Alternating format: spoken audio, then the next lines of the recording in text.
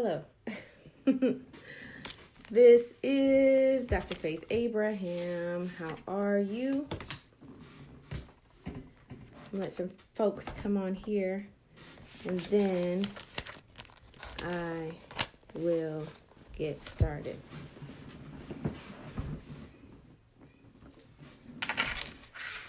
Hello, good evening. Yes, it's evening. Hey, I'm doing the video. How are you, Diane? Good to see you. Hey, I think that's Apostle Karen. Good to see you. Hey, Letitia. Hey, Alethea. I'm great. Thank you for asking. How are you? It's been a minute. As you guys are coming on, if you would share, I'm not gonna be on for too long, but I did want to do this quick little Facebook. I had a couple of people asking me if or telling me that I should do the video on how to know if you're a counselor or not. Which I think is hilarious. Hey, Winter Haven, Florida, how are you? Good to see you. Hey. Very good. Happy to hear it.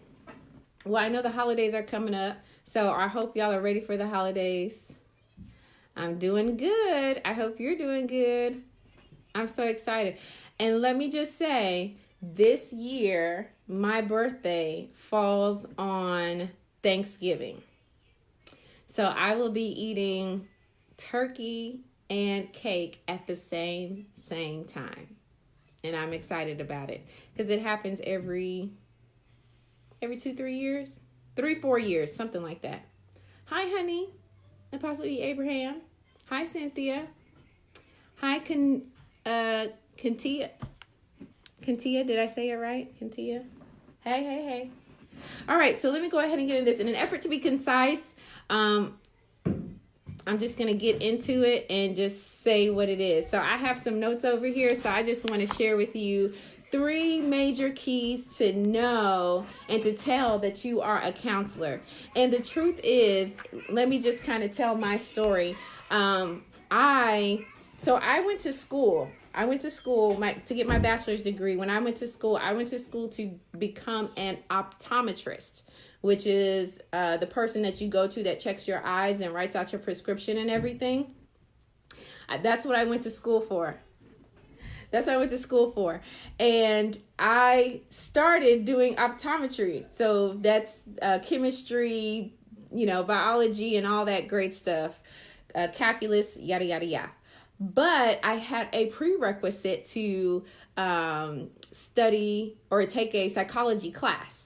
So when I took my psychology class, I fell in love. I didn't even know what happened to me. I fell in love and I just went for it.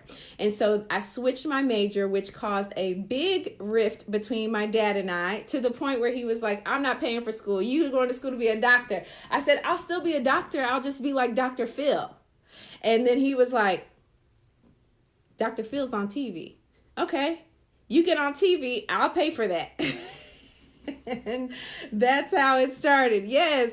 But before I even got my degree or my degrees, because I ended up going ahead and getting my master's and getting my PhD, I had always just been that person. Right? I was always that person that people would come to and go to and just start. I remember I have no clue who they are. They would walk up to me and start telling me their whole life, honey. And I'm not talking about their life. I'm talking about their life, like stuff you don't just tell strangers. And people will be like, oh, I just feel so comfortable talking to you. I just feel, okay, go ahead and talk. And, no judgment zone, no nothing. We would just talk and we would just come to these conclusions, and it just felt so right. So I believe that a lot of people who are counselors take their gift for granted, but their gift has been evident since they were young. And they probably had some encounters just like I have. So that's one thing. That's a bonus for you. Okay. So let me tell you the 3 things that I wrote down here. Okay.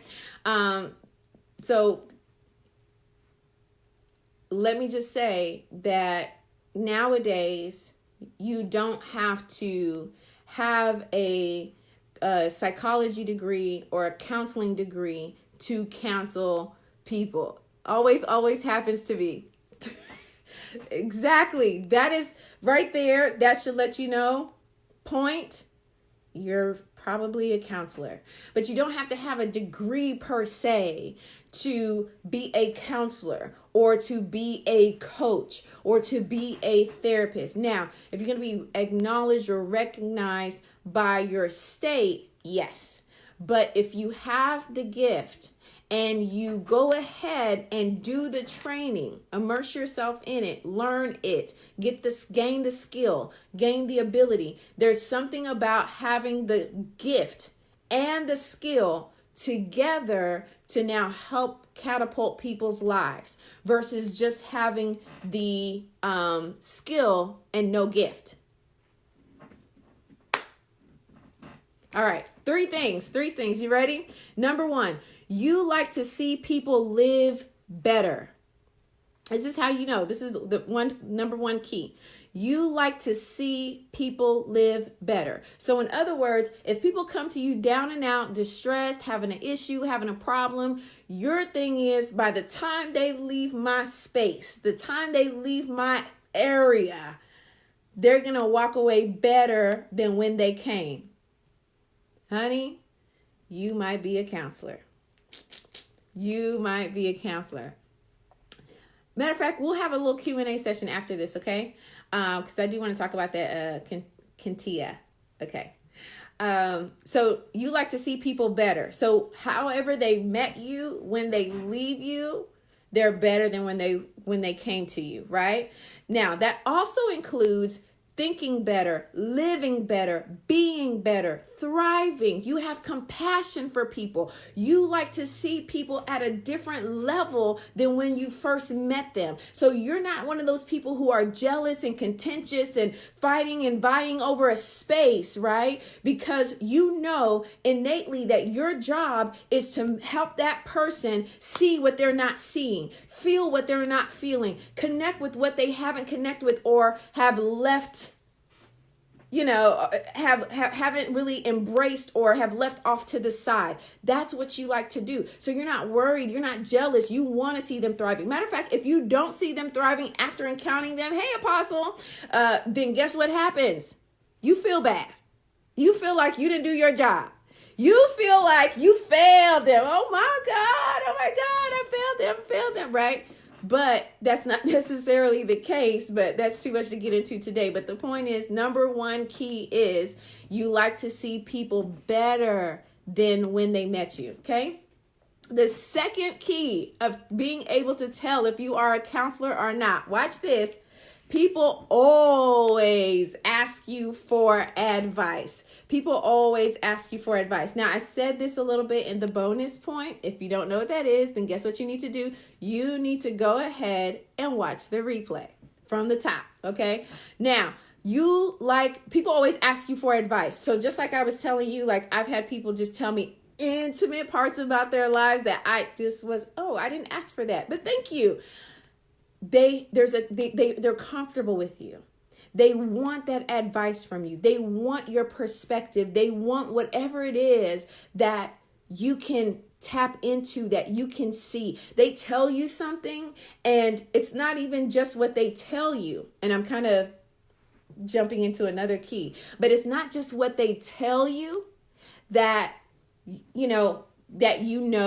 but it's because of the gift, because of the grace on your life that you now see in between the lines. You now see in between what it is they're saying. I've had so many people come to my office, and even coaching clients when I'm doing business and things like that. I have people who come in and they're like, how did you know that? I didn't tell you that. Where did you get that from? Or they're just looking at me like, oh, no, you didn't. And I'm like, oh, yes, I did. Why? Because it's more than just what you're telling me. It's the gift at work. It's the gift at work. You hear me?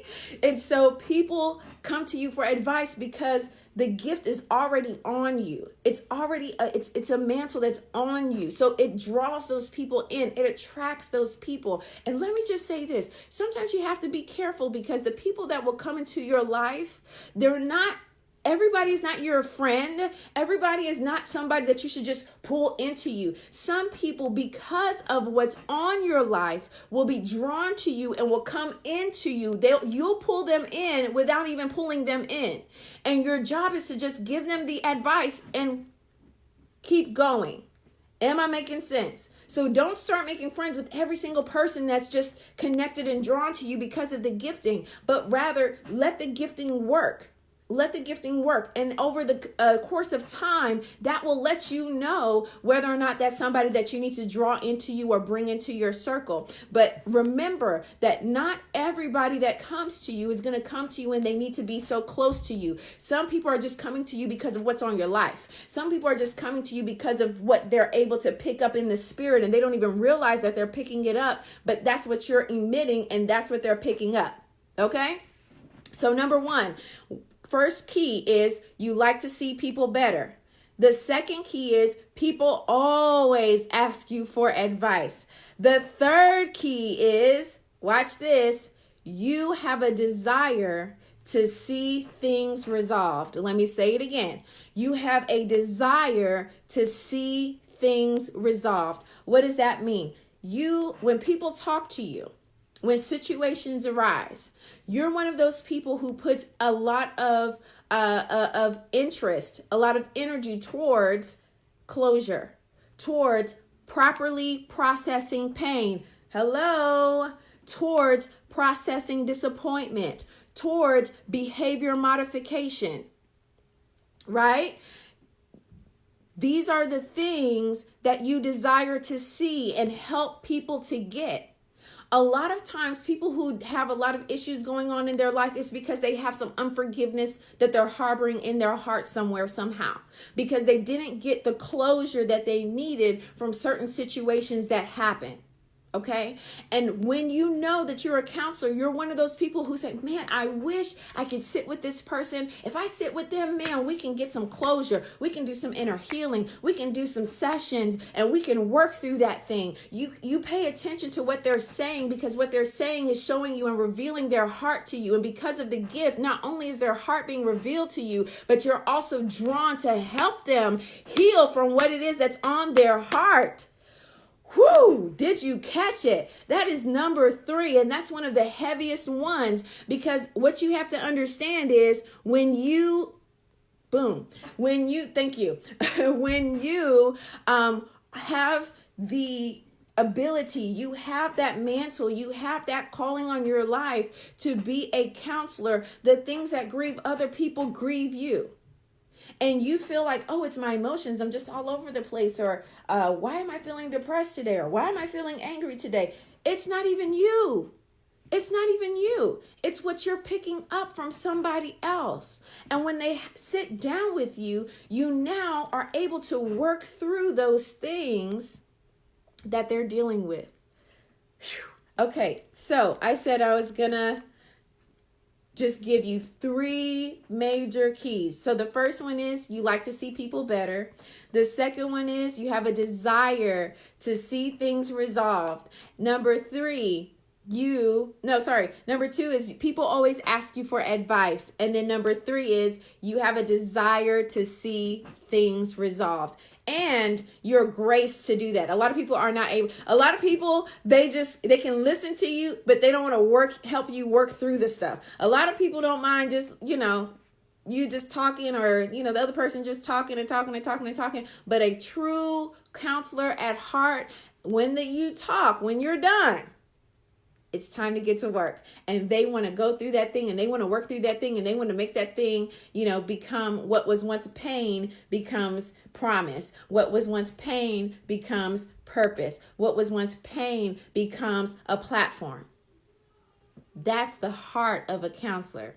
So let me just tell you, if you enjoyed this, I need you to share it. I need you to tag somebody. I need you to send it to your mom and them and tell your mom, this is the reason. This is it right here. Watch this video, okay?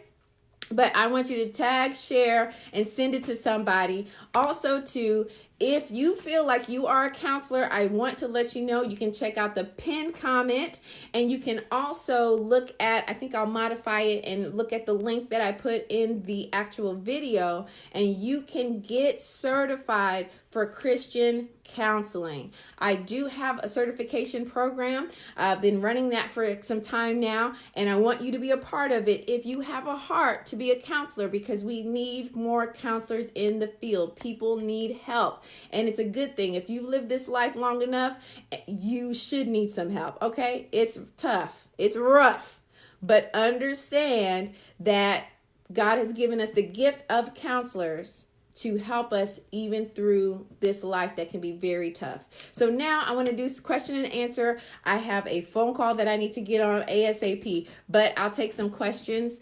Let me see here. Hey, everybody that jumped on. I was flowing and going, so I didn't say hi. So hi.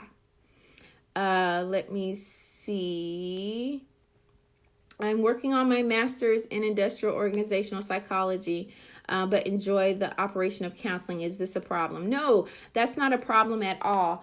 One of the things that you have to know is you can get your master's and then go through the process of being licensed. That licensure is going to help you counsel, and it'll also help you be recognized by the state. But understand that licensure is mainly for you to be recognized by the state and then also to process insurance. But the processing of insurance is a lot. Okay, it's a lot. So you may end up needing to hire some help. So one of the ways that we allow you to be trained and have that information and that skill and that knowledge of counseling, right, is by going through the certification program. Let's see. I saw something else earlier that caught my eye. How can people get training and certified as a Christian counselor? Just go to the pinned comment and you'll see the link. The shortest way to get there is bit.ly/counsel certified. And I'll put that up. Okay, I'm just scrolling here, guys. Let me see. All right, let me scroll down just to find you guys. Let me see. Okay. When will the class start? Is it? Yes. So the certification is acceptable in all 50 states, and it's under NAACC. You can look that up, and you'll be able to see. Is there a prophetic advantage in being a certified Christian counselor? Absolutely. Absolutely. The prophetic advantage, of course, gives you insight, gives you understanding, and gives you depth into what the person is dealing with. A lot of times people may realize that they need some counseling, they need to work through some things, but don't know how to verbalize it. So that prophetic advantage does help you because it gives you a understanding that you would never have, right? And so then you can now use that to your advantage in helping them and their advantage in you helping them. Do I take medical insurance for my sessions? No, I do not. It's only out of pocket, but if you would like some sessions, I can refer you to some of my friends that I trust who can process insurance for you. At 63, certification may be a better move. Sure, absolutely. At any age, certification is a better move, and the reason why is because you're going to be trained, but you won't have to go through all of the process of going to school and then having to shadow and then having to have a superior and then having to go through that whole process, and then of course going through the licensure testing. Okay. I was working on my degree in psychology, was planning to return to school. Definitely, if you want to go back to school, that's great because it just gives you greater knowledge of psychology and the workings of humanity and human behavior. And it just adds to your credentials. So I have a bachelor's in psychology, my master's is in business, and then my PhD is in counseling with a specification in marriage, family, and children. And then I also have the certification as well. So it's been helpful. And I think having as many credentials really sets the person at ease. And of course, just doing the work. Can a certificate be used in both non-Christian and Christian arenas? Yes, it can be. I don't know what E&O insurance, what does that mean? I'm not sure what that means. Okay. All right, guys. Thank you so much for tuning in. I'll probably do another video in a few days to give you some more keys so that you can identify what it is that... Okay. So I can give you more keys so that you can identify whether or not you are a natural, born and bred counselor or not. So stay tuned for that. And then someone asked a question, once we get certification, can we teach others? Teach others to get certified, or because the certification isn't just through me, as in Dr. Faith, it's through a body. Okay? Thank you for tuning in. I appreciate you. So I'll see you guys soon. Thanks for coming on.